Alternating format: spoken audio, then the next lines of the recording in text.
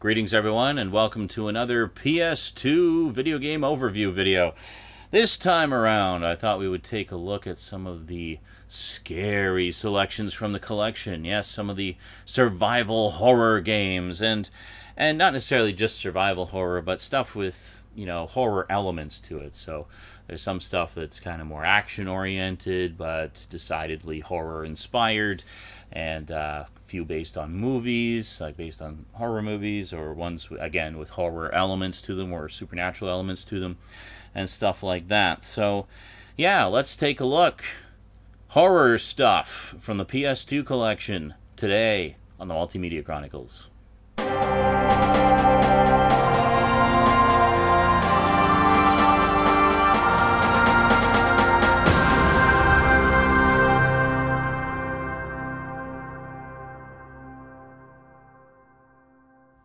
Welcome back. Alrighty, well, let's head down to ye old black box and take a closer look at all the various horror and horror-inspired games from the PS2 collection. Alrighty, in no particular order, let us begin with the Sony exclusive Siren. Yeah. Generally considered pretty damn scary. I still have yet to sit down and play through the whole thing. However, this has become available on the PlayStation Network, so I may very well do this as some kind of Halloween playthrough at some point. I do have the PSN version as well. But, of course, it's nice to have the original, as I've said in other overview videos, because you get the lovely package art and, of course, the instruction book. Alrighty, so let's take a quick peek here. Once again, a beautiful full-color instruction book. Very nice. Cast of characters there. Survival tips and stuff like that. So Siren is pretty cool. Third-person action, a lot of quick-time events, and honestly, I found the controls a little bit awkward. Rather than just go over here, you have to click on things to make him go over there, and then press that thing and open that door. And yeah, I found it a little bit awkward. Mind you, I played this a long time ago, originally when I first got it, so definitely due for a revisiting now, in particular because I understand it's quite scary. There was also an updated version, sort of a multi-episode online version, or I should say downloadable version. I do have all the episodes of that as well. I believe it was 12 episodes, quite lengthy. But I played the demo of that one, like basically the first episode, and I thought it was scary as hell, and I really enjoyed it, and I thought that they really refined the controls nicely over the original. But, so probably play both of these on Twitch at some point in time. Definitely worth a look. Good, scary stuff. Let's put that there. Next up, not strictly horror. Some of these aren't strictly horror, but they're definitely horror-inspired. We have the sort of gothic horror-inspired Devil May Cry. Yes, basically horror meets action. Good, fun stuff. There's been 4 games in the Devil May Cry series, 3 on the PS2, 1 on the PS3, and then there was sort of a reimagined version, it was just called DMC, which I did play the demo of over on Twitch a while back, and I actually liked it, even though they definitely changed the look and feel of it. The sort of classic, iconic, white-haired, red, overcoated Dante is gone from the new one. It's more sort of a modern interpretation, but still fun. Anyway, this is the original. Very cool stuff. I once again attempted to play through it and got about as far as I did the last time I tried to play through it. These games are really hard. Definitely up on the challenge factor there, but really good looking games, beautiful detailed environments, and the action is fast and furious. Great stuff. So we got Dante and Trish there, some backstory, controls, and stuff like that. So very cool. Love Devil May Cry. There is an anime series as well, which I do have on Blu-ray. So very cool stuff. And then of course we have Devil May Cry 2, which fans are kind of split on. I know some fans really like it, other fans don't, because they felt, from what I gather, they felt it didn't have enough new brought to the table. It was just kind of more of the same. But, yeah, whatever. Still Devil May Cry, man. Still Devil May Cry. This is actually a 2-disc set, something you don't see very often. So, pretty cool. So, it's so massive, they couldn't even fit it on one DVD. Like, you don't see that very often. And then here we have the lovely instruction manuals. No full color this time, but, well, the last one wasn't full color either. But anyway, pretty nice. Kind of not super packed full of stuff, but still nice to actually have an instruction manual with it, something you don't see very often. And then I never actually ended up picking up the third one. Kept meaning to for ages, just never got around to it. However, I did pick up the Devil May Cry HD Collection. Yes, so this has 1, 2, and the special edition of 3, all beautifully upgraded to high definition. Well, I should say the in-game graphics are upgraded to high definition. The cinematics were pre-rendered, so they're just up-converted. But that's often the case with these HD remasters, is they can't really upgrade the cinematics because they don't have anything beyond standard definition masters of them. But this is really nice. This is where I actually replayed the first one, and again got my ass royally handed to me. So everything, all 3 games on one handy dandy Blu-ray disc in beautiful high definition. We got the French manual there, as well as the English manual here. Now this is actually not a bad manual. Some very nice artwork in there, lots of characters and stuff. But it definitely is a truncated version of the documentation you get with the PS2 originals. But that's okay. The main reason to get this is for the gorgeously upgraded graphics. In particular, I think this one really benefits from the high-def upgrade, because one thing I remember from the original, like from the first one, is there's a lot of shots that are way far back, so your character is just this tiny little speck in the distance, really emphasizing the size of the environment. And with the high-def version, you can see a lot, well, you can see a lot more detail just generally, but you can also see your character a lot better in those shots than you could in the standard def original. Then, of course, we have Bloodrayne. Yes, hot vampire chick killing Nazis and zombies. How can you go wrong there?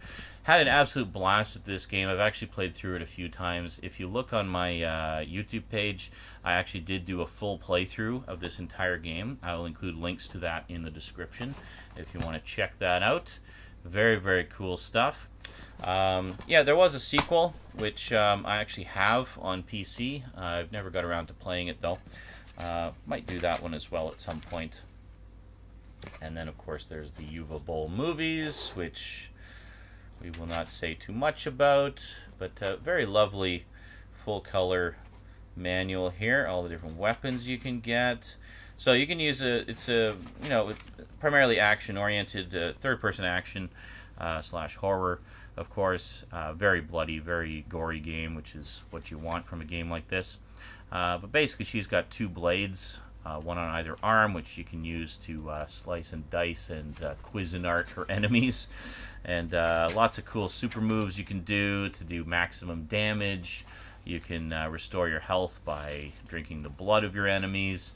And you've got guns that you can use as well. So pretty cool stuff. Yeah, I always really enjoyed this game.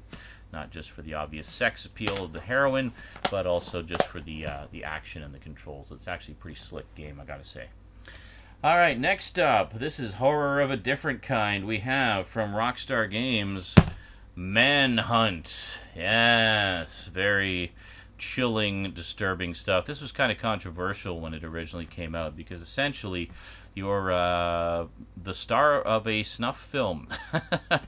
Except you're not just in a dingy little basement somewhere having to kill somebody. No, you're basically in a city that's owned by this crazy multi-millionaire, and he's got video cameras all over the place, and he's talking in your ear through a headset, telling you where to go and what to do, and letting you know, and he particularly likes the way you killed that guy just now.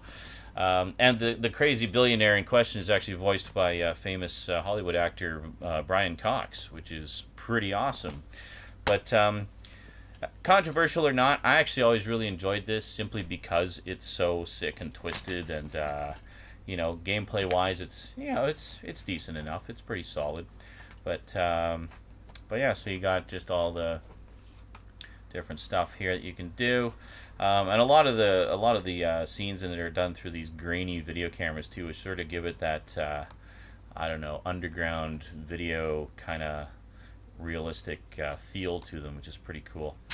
But honestly, you know, actually a pretty good game. I enjoyed this. There's some stealth elements to it, you know, third-person action elements to it. It's not really free roaming like the GTA games, but the environments are quite large, and you do get quite a, you know, you can approach the situations that you're presented with in a variety of ways, which is pretty cool. I like that aspect of it a lot. So definitely not going to be everybody's cup of tea. This is very violent, very gory, and very disturbing on some deeply psychological levels. But if you can handle that, then yeah, check it out. I've never played the sequel. I heard the sequel wasn't as good. But I played this one through a few times, and I actually do have it. It is available on PSN as well. I do have the PSN version too, for convenience and for potential streaming down the road. So might do that one as well.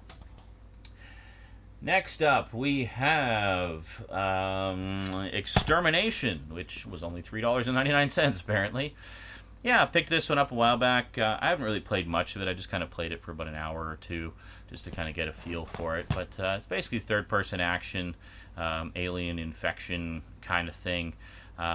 Pretty cool. Lots of gooey creatures in there. Honestly, I found the controls a little bit, I don't know, wonky in this. So it's easy to mess up just based on sticky controls. But in terms of the the story and the environments and stuff, I thought it was actually pretty cool.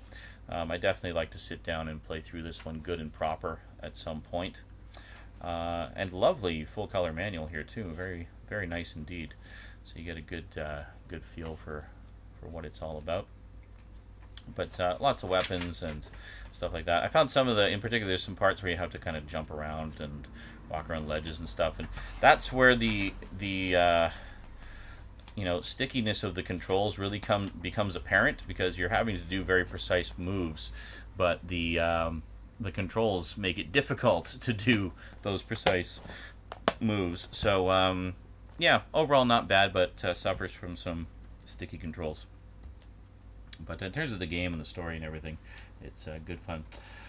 Here we go. Now, as most of you who watch my Multimedia Chronicles show will know, this is one of my all-time favorite movies of all time ever. And this game here is a direct sequel to that movie. This is a sequel to essentially a video game sequel to the 1982 movie of The Thing. And John Carpenter himself even has a cameo in this as one of the characters that you encounter. So that's pretty cool, actually. So there we go. And once again, I actually did a full playthrough of this game. I had played it a couple of times before and never managed to finish it. So I was determined to finish it and capture that glory on video. So I actually did a full playthrough of the entire game here on YouTube. I will include a link to that down below. I actually have a playlist of all things about The Thing or something like that. I'll give you a link to the playlist in the description, and you can check out the playthrough there as well. So really good, actually. This was far better than I expected it to be. There's a lot of little Easter eggs there for fans of the movie to find and enjoy. And there's and the manual's falling apart. Awesome, but it also continues the story in, I think, some pretty interesting directions, and kind of takes it on its way, and and expands on a lot of the original ideas of the film and such. And obviously, John Carpenter liked it too, considering he lent his pipes to one of the characters that you encounter in there. So very cool. Definitely recommend checking this out if you're a fan of the movie. It's good times. Now, this was available. This is a multi-platform game. It was available on, well, multiple platforms. PS2, Xbox, and PC as well. So you should be able to find it kicking around there somewhere. Next up, we have Area 51, basically a first-person shooter loosely based on the arcade game of the same name. Particularly notable in this is the star talent doing the voices. You've got, in particular, David Duchovny as the main character, and then you've got Marilyn Manson, of all people, as as sort of this alien guy who kind of plagues you throughout the whole thing and gets into your head and messes with you. But really good, actually. I always really enjoyed this a lot, and I did a full playthrough of this. I actually used the PC version so I could get it in higher resolution. But I did a full playthrough of this as well on YouTube. I will include a link to that too, and you can check it out as well. So there you go. So good old Roger's video there. At least this time they kept it in a PS2 case, which is nice.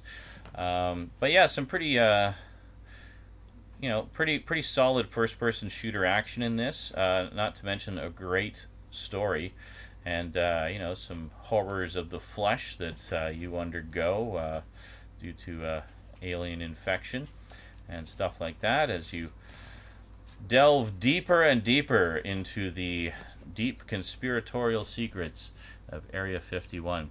There's some great subtle appearances of the gray aliens in this too, which are genuinely chilling at times. Really liked the atmosphere and the story of this one a lot. I played through it a few times actually. It's definitely a long-standing favorite. Next up, we have Constantine, based on the Keanu Reeves movie. Now, whether or not you liked the movie, I really liked the new TV series that they did, by the way. At this point in time, it's still up in the air whether or not it's going to get a second season. It's kind of looking like it's been canceled, but who knows? We can always hope, right? But anyway, the movie. I enjoyed the movie. I thought it was all right, and I say that as someone who is a fan of the original comics. I haven't read much of the new ones, but I do like the older ones. And in terms of just a game based on a movie, this one's actually pretty rock solid, I gotta say. I really enjoyed this a lot. This was sent to me by Jadzia, a longtime friend and viewer, and she really liked this a lot as well and thought I would enjoy it. And she was absolutely right. I had an absolute blast with this game. You got spells you can do, there's action, there's puzzle solving, there's, you know, it's got a little bit of everything in it, and it's basically all third-person style. But very, very good game. I definitely enjoyed it. If you enjoy a bit of supernatural action with the apocalypse impending, I definitely recommend checking out Constantine. Good stuff. And if you liked the movie, then even more reason to check it out. It's actually, you know, for a game based on a movie, this is actually a pretty solid game, and I think stands on its own quite well. Finally, last but most definitely not least, the only game I have in my possession from this franchise, we have Resident Evil Dead Aim, generally considered not even one of the better ones. Now, in my original sort of horror game overview, I made the mistake of saying this was the first one ever to give you first person, and I got corrected so many times in the comments. Okay, there was another Resident Evil game that predates this one that apparently was a full-blown first-person shooter. So what I was talking about was this was the first sort of proper Resident Evil game that allowed you to aim in first person, so kind of not quite the same thing as being a first person shooter. I really should have clarified that at the time. But anyway, yeah, so this is a standard third person Resident Evil game, however with the added bonus of allowing you to aim in first person, but you can't do the whole thing in first person like that other one that its name escapes me. But yeah, pretty cool. I mean, I thought it was okay. Honestly, this is actually the only Resident Evil game I've actually played from beginning to end. I think mainly because I really liked that first-person aiming mode. It really made a difference as far as being able to shoot the zombies right in the face. But yeah, I thought it was okay. You know, honestly, it's not one of the harder Resident Evil games. Certainly, and it doesn't have a particularly deep story. I don't know if it really fits much into the overall continuity of the Resident Evil saga, but yeah, I mean, it was a decent enough time waster. I'd recommend it to fans of the Resident Evil games if you haven't played it already. It's fun. It's fairly short. Takes place primarily on a cruise ship, and yeah, so you kind of have that claustrophobic horror thing going on, which is kind of cool. Kind of a throwback to the original in that respect, where it was all in the house, and yeah. Now on PSN, I don't think they have this one, but they do have some other ones. I believe they got Code Veronica X, which is the other big PS2 game. That one I have played a fair amount of. Again, never got around to finishing it though. And then they've got the director's cut of the first one, and the second one, and the third one, and then they just recently put out HD upgraded versions of the first one and maybe the other two. I don't know, but at least the first one. So yeah, apparently, you know, if you're a Resident Evil fan, definitely a lot of stuff to be found, a lot of treasures to be found on the PlayStation Network. So there we go. So that is pretty much it for the PS2 Horror Collection. There we go, and the one HD upgraded version there, of course. So the big difference now between when I originally did these overviews is I've actually done playthroughs of a bunch of these, so you can enjoy full playthroughs of Area 51, The Thing, and Bloodrayne. And eventually I'm going to play Siren and the Devil May Cry games over on ye Twitch TV, and probably Manhunt as well, because that's a lot of fun. And yeah, good stuff. So there you go. Quite a nice little stack of scares and thrills and chills and spills. Well, blood spills. Yeah, good stuff. Gotta love some horror. So, yeah, so as I said, I'll probably play through some of these on Twitch in upcoming Halloweens and whatnot. I've got quite a lot of stuff on the, you know, in the PS3 collection as well, and the PSN collection, and the PSN PS2 collection. It just goes on and on and on. Needless to say, I've got more than enough horror to cover many Halloweens to come on with the old video game playthroughs there. Alrighty, so I'd just like to take a moment to thank my Patreon sponsors. Big thanks to Kyle Pellegrini, who remains one of my highest level sponsors. Thank you very much, dude. Please do consider becoming a sponsor, because every little bit helps and just goes towards picking up more stuff like this and doing more videos like this and even more. That, you know, other stuff. It all goes right back into the show. So big thanks to all my sponsors. Really appreciate the support. Alrighty, that is it from me to you for now. So until next time, thanks for watching, and sayonara.